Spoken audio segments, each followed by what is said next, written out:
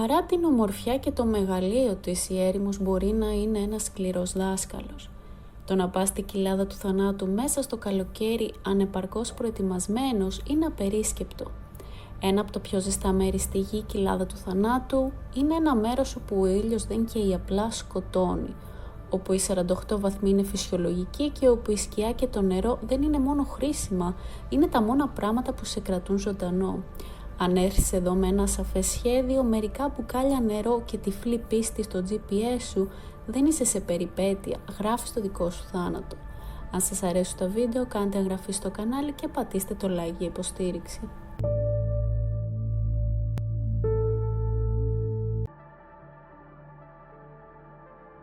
Για την Αλίσια και τον Κάρλος Σάντσες, το ταξίδι του στην κοιλάδα του θανάτου θα ήταν καταστροφικό.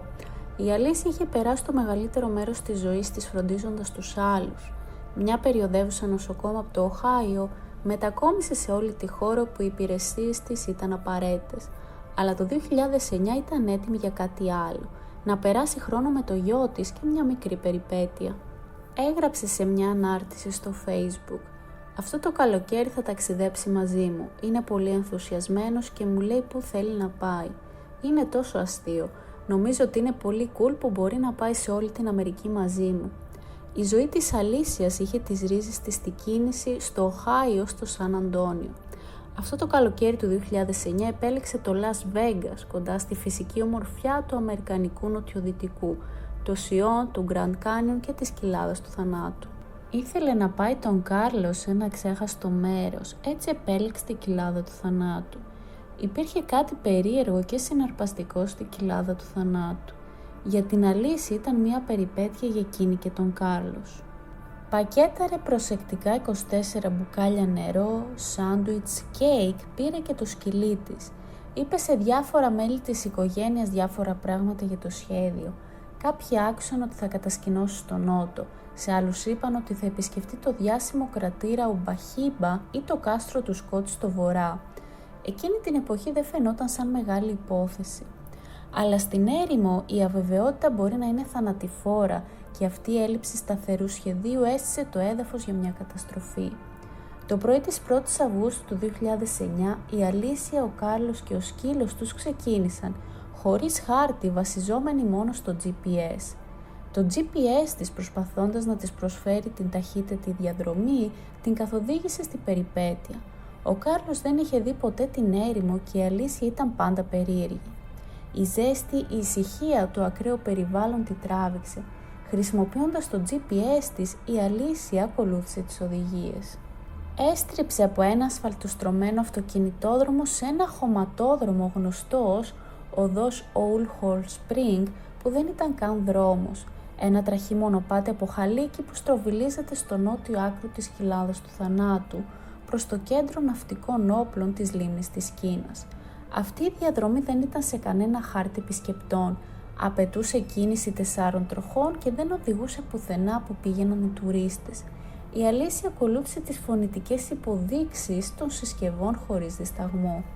Ο γκρεμισμένος δρόμος στένευε καθώς οδήγησαν νότια προς τα όρια Όλους Head, περνώντας από το αόρατο όριο του κέντρου ναυτικών όπλων της λίμνης της Κίνας.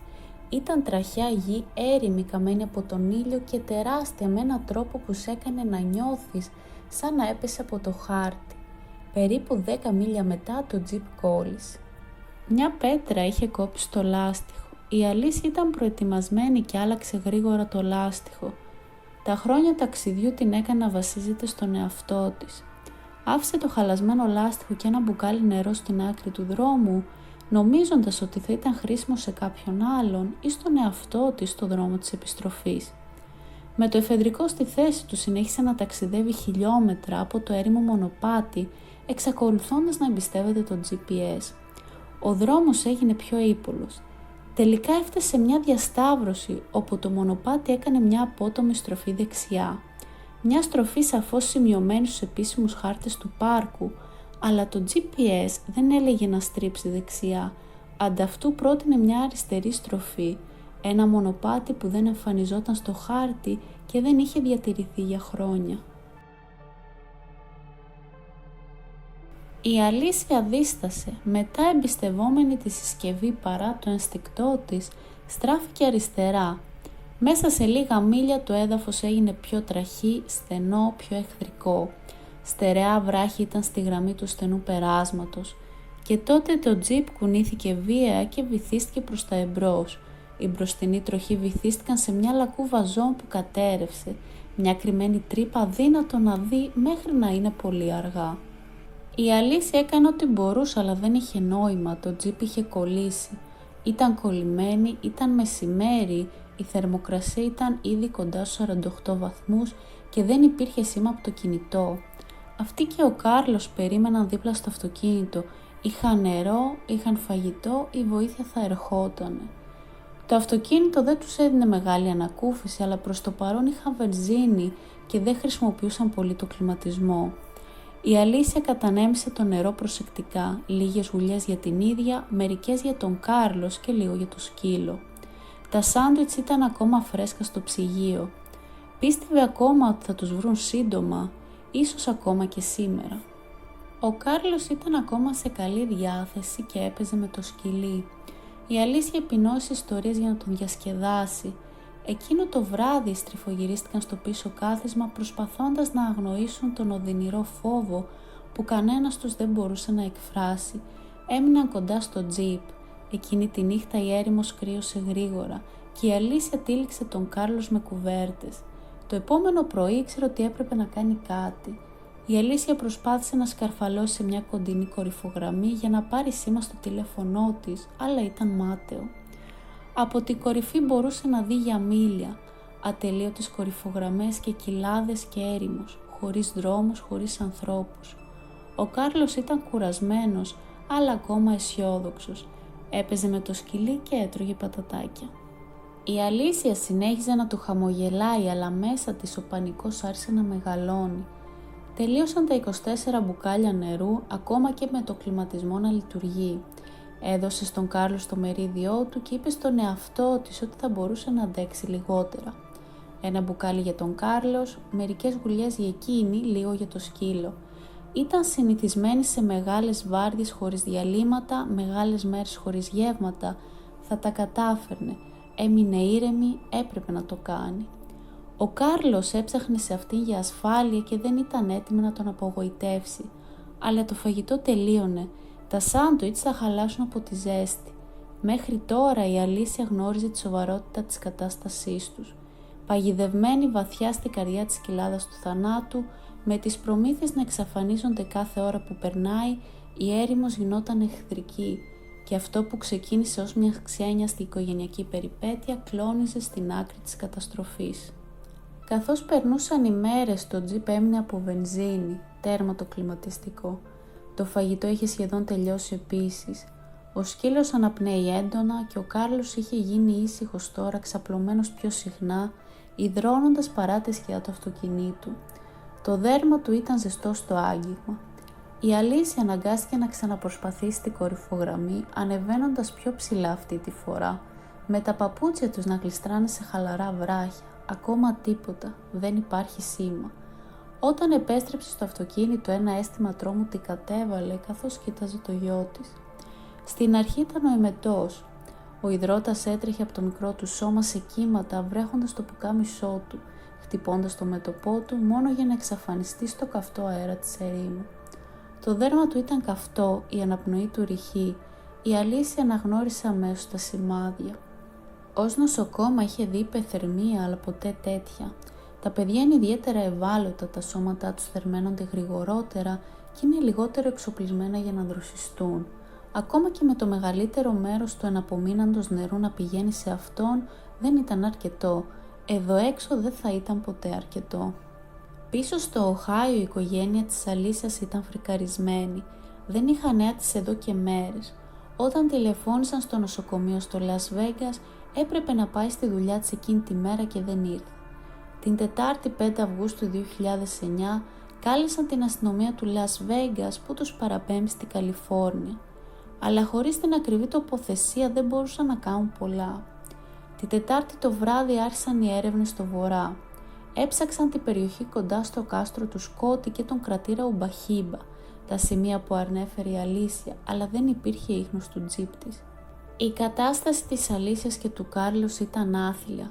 Είχαν τώρα τελείως ξεμείνει από νερό και η ζέστη δεν βοηθούσε, καρφωμένη στους 48 βαθμούς ημερησίως. Εκείνο το πρωί της Τετάρτης κάτι στον Κάρλος είχε αλλάξει. Το χαρούμενο μικρό αγόρι τώρα κοίτονταν ήσυχα στο πίσω κάθισμα με το πρόσωπό του κοκκινισμένο και τα μάτια του γυάλινα. Δεν υδρώνει πια. Αυτό τρόμαξε περισσότερο την Αλήσια. Στα πρώτα στάδια το είχε δει. Η εφίδρωση, η δίψα, το ηλιακό έγκαυμα που ανθίζει στα μάγουλά του. Αλλά τώρα ο υδρότας είχε φύγει. Ο αέρας μέσα στο τζιπ ήταν ασφυκτικός. Ο ήλιος μετέτρεψε το μέταλλο σε φούρνο. Η Αλήσια έδεσε μπλουζάκια στα παράθυρα για να μπλοκάρει το φως, αλλά δεν βοήθησε. Η ζέστη τους μαγείρευε αργά, σιωπηλά. Ο Κάρλος άρχισε να λέει ανοησίες, ασαφείς συγκεχημένες προτάσεις. Η Αλήσια το είχε ξαναδεί σε ασθενείς, μαραθανοδρόμους, εργάτες, αλλά όχι έτσι, όχι στο δικό της παιδί. Χωρίς ενδοφλέβεια, κρύες κομπρές ή βοήθεια, ο λαιμός της ήταν σφιγμένος. Τον χάιδεψε στα μαλλιά, τον φίλησε στο μέτωπο, αλλά ήξερε ότι δεν ήταν καλό για το Κάρλος. Σκαρφάλωσε στην κορυφογραμμή για τελευταία φορά. Κρατούσε το τηλέφωνο έτσι στον ουρανό, αναζητώντας απεγνωσμένα ένα σήμα. Δεν υπήρχε τίποτα εκτός από ζέστη και σιωπή.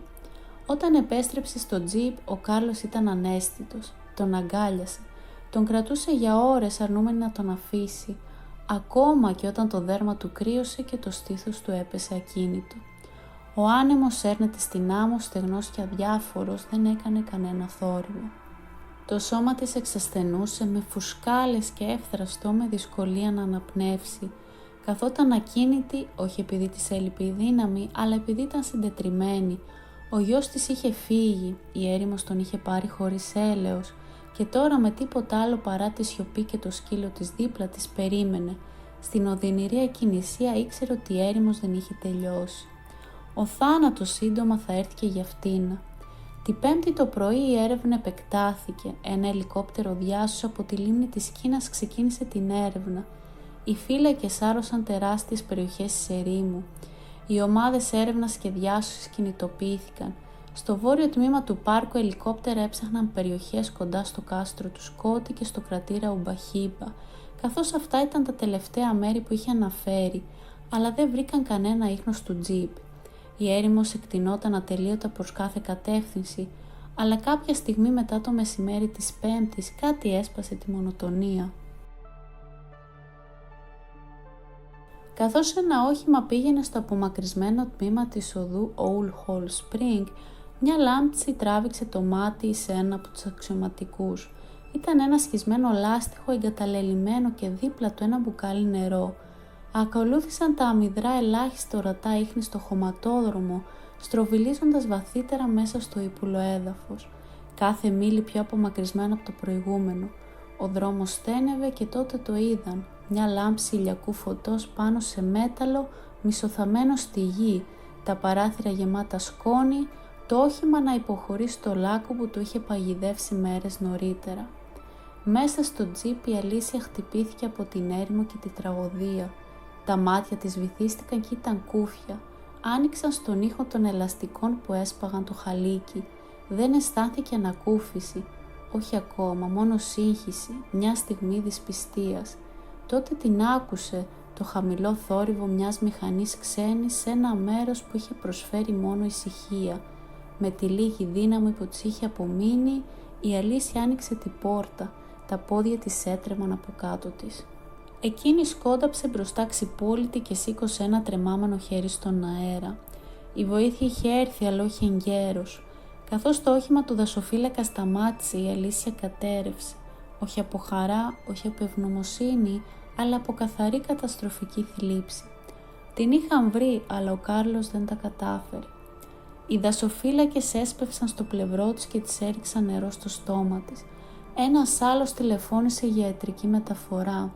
Τα πρόσωπά τους ήταν σφιχτά, αλλά δεν χρειαζόταν να ρωτήσουν τι είχε συμβεί. Κοίταξαν στο πίσω κάθισμα του τζιπ και πάγωσαν. Εκεί τυλιγμένος σε μια κουβέρτα, ο Κάρλος κοίτονταν ακόμα ειρηνικός, ανέγγιχτος από το χάος που τον είχε πάρει. Ο σκύλος φοβισμένος και αδυνατισμένος κάθισε ήσυχα στα πόδια του, αρνούμενος να κουνηθεί. Οι φύλακες πήραν την Αλήσια από το τόπο του δυστυχήματος. Κάθε δευτερόλεπτο μετράει. Την έβαλαν στο ελικόπτερο και την πέταξαν στο νοσοκομείο Sunrise στο Las Vegas, όπου οι γιατροί αργότερα περιέγραψαν την κατάστασή της ως κρίσιμη αλλά σταθερή. Το σώμα του Κάρλος πέταξε με τη μητέρα του. Ο σκύλος, πιστός και θαυματουργικά ζωντανός, τις επόμενες μέρες αφού τον τάισαν και το καθάρισαν, θα βρισκόταν με την Αλήσια. Αυτό που ξεκίνησε σαν ένα χαρούμενο ταξίδι ανάμεσα σε μια μητέρα και το γιο της, έγινε ένα οδυνηρό μάθημα για το πόσο γρήγορα η φύση μας ταπεινώνει. Αυτό ήταν το σημερινό μας βίντεο. Πείτε μας τη γνώμη σας κάτω στα σχόλια για την ιστορία. Αν σας αρέσουν τα βίντεο και τα βρίσκετε ενδιαφέρον, κάντε εγγραφή στο κανάλι, πατήστε το like και το κουδουνάκι για να μην χάνετε κανένα νέο βίντεο.